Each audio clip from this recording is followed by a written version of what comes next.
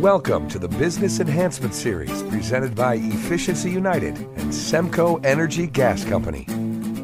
In this next section, we're going to talk about reviewing the sales process. How can we improve?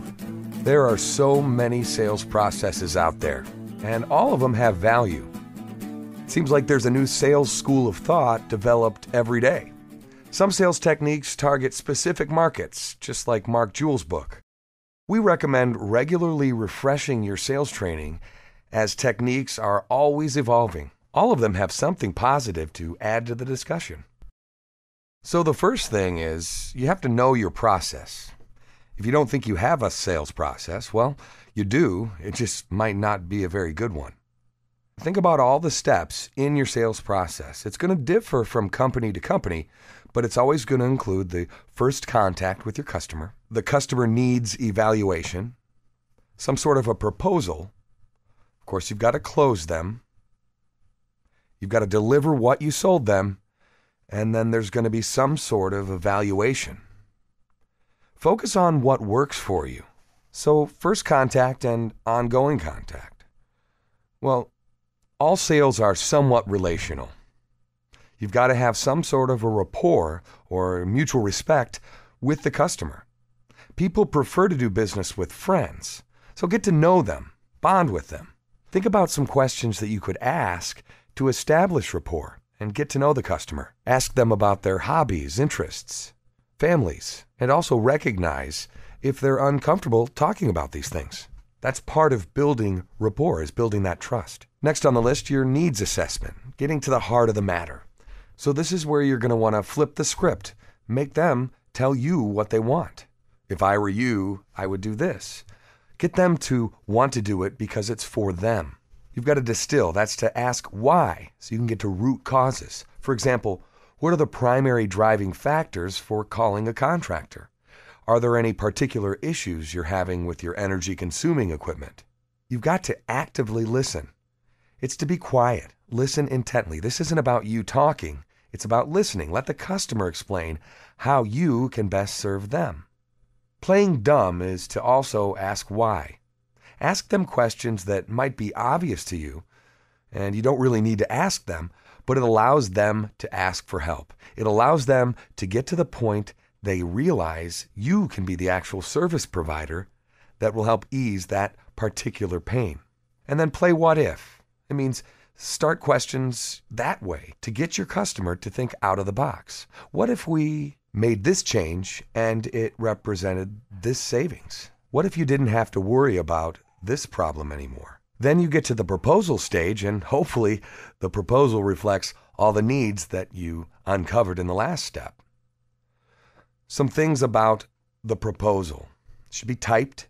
It should explain everything right off the bat. This is just the cover. It's a proposal for energy efficient upgrades for my best customer in this town from me. This is what the customer now expects when they're doing business, especially on the commercial side.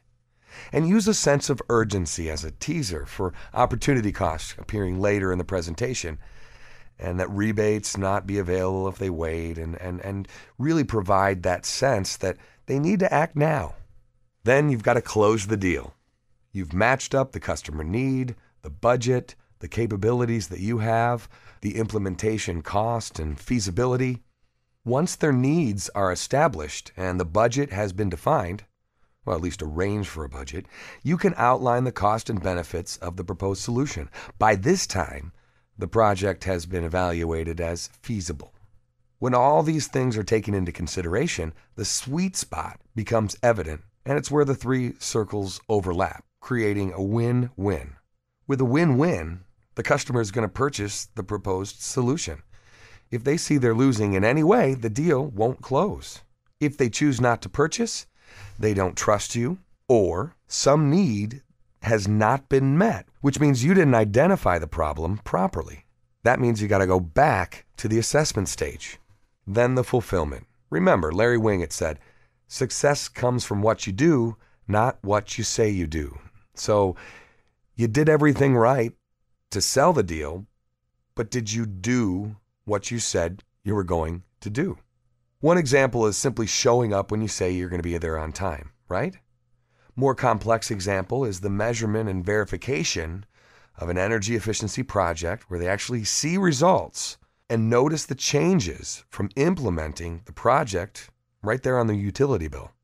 If you say you'll save them money and everything else is done perfect, but when that bill comes, you didn't save them money, then you didn't do your job, at least in their eyes.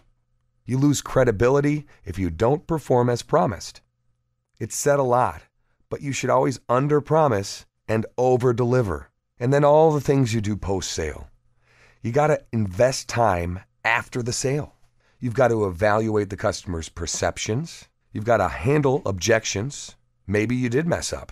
Maybe they expected something that wasn't promised. Maybe it's really simple. And then you've got to prepare for additional or future opportunities. How can we do business again? So just like a lot of pre-sale, you might get the same objections. No thanks, I'm happy with what I have. No, I'm not interested, I'm too busy, send me some literature, when you're trying to drum up future business. The trick is to anticipate their objections and handle it. Okay, so they're happy with what they have. So you call them and you start with your pitch. This is John from the green team. I don't know if you're familiar with us, but, and then they say, let me stop you right there. We're already doing energy saving things. You're expecting it, so you feel great and you already know what you're going to say. You know something? That's great. You're already taking steps towards efficiency. A lot of other clients, like Coca-Cola, have said the same thing before they've had a chance to see how much GTC could complement what they're already doing. You know something? You should meet with our president. What if you get the objection, we're not really working with other outside contractors. We already hired somebody. Oh, that's interesting. I'm just curious, who'd you sign up with? Well, we signed up with XYZ company. You know what? That's great, because what we do actually complements what a bunch of other contractors are actually doing. We customize our services around what's already in place so that our clients optimize their efficiencies. And then you go into appointment setting. So you still got sales challenges, even if it's follow-up business. In general, the biggest challenges we face as salespeople, getting to the true decision maker and closing the deal. The key to successfully selling is your ability to reach that decision maker. And then success in selling means understanding that selling is not really needs-based. Successful selling means helping people do what they do better. Nothing can happen unless we get the first appointment. To become successful, you need a solid base of prospects through cold calling. Your number one competitor is status quo. You can't stop moving. You can't wait for business to come to you. You're going to get a third of your appointments no matter what you do. A third you're not going to get no matter what you do. The last third is up for grabs, and you can have them or your competition can have them. If you set enough appointments, you're going to get enough sales if your process is refined. So the decision makers. First, find out who's actually going to make the final decision. Is it the person you've been talking to? Is it a higher level staff person or manager? Is it a committee? Will there be consultants involved? A lot of times people don't want to admit that they don't have the power to make the final decision. So don't ask them that way. Ask them, what's the process for making final decisions? If they say it's them, well, great. Now, if you don't know who the decision maker is, how might you get to that person? And if the person you're talking to isn't the decision maker, how can you get that person involved? Well, if the client's a homeowner, ask them if there's a spouse or other decision maker in the home. You don't have to offend them by saying you're unable to make a decision by yourself. You say, I'm just curious about how your household typically makes purchasing decisions or choosing a service provider. I'm always interested in how I can best assist my customers in making the most educated decisions. If it's a small business owner, it always makes sense to understand the chain of command with regard to sourcing decisions. It's okay to ask them what their process is for making decisions, and specifically who the major stakeholders are. And just be aware, even if your contact isn't the final person to say yes, they could highly influence the decision maker to say no. What about in a residential situation where it might be the homeowner or it might be a non-resident family member or a friend? It makes sense to ask the customer if they're considerations outside of the immediate family that may impact their decision. Understanding where the funds to pay for the improvements are coming from may also be an indication of other stakeholders, whether their parents might be lending them the money. Other outside influences could include things like, you're just trying to keep up with the Joneses. Your neighbors did it, so now you are. So who are these decision makers? What are their needs, their goals, their objectives? What are their pain points? What about their decision criteria? What will exceed their expectations? We'll go into a lot of these individual strategies in upcoming courses. But being prepared for that initial meeting by having a checklist of questions is one way to get to know your customers. But having a list of questions that will provide you the answers you need can be very valuable. Customers shouldn't be treated like a sale. They should be treated like friends, like customers. They should always be made to feel that your goal is to exceed their expectations. So in order to do that, you need to know what their expectations are, and that goes back again to under-promising, over-delivering. And then make sure they know what to expect, not just in the price, but in the timing, how long things are going to take to deliver the project. That's a great way to win friends and influence people, especially if that timeline matches up with the one they have in their head. When it comes to closing the deal and the sale, there are so many different strategies, but a lot of really consistent strategies. Grant Cardone, a sales expert and author, came up with this list of things you need to do, all or definitely in part, in order to make that sale. 1, remain seated. Never stand up. Never put yourself in a position where you're standing and then can't leave. Always present your proposal in writing. You don't know what they're going to remember. You don't know what they're going to hear. You need to have a written explanation to what you're doing. You need to communicate clearly. And if they don't understand, look for different ways to explain what they don't understand. Maintain eye contact. They want to know you're talking to them, that you're not nervous. Always carry a pen. We've all been there.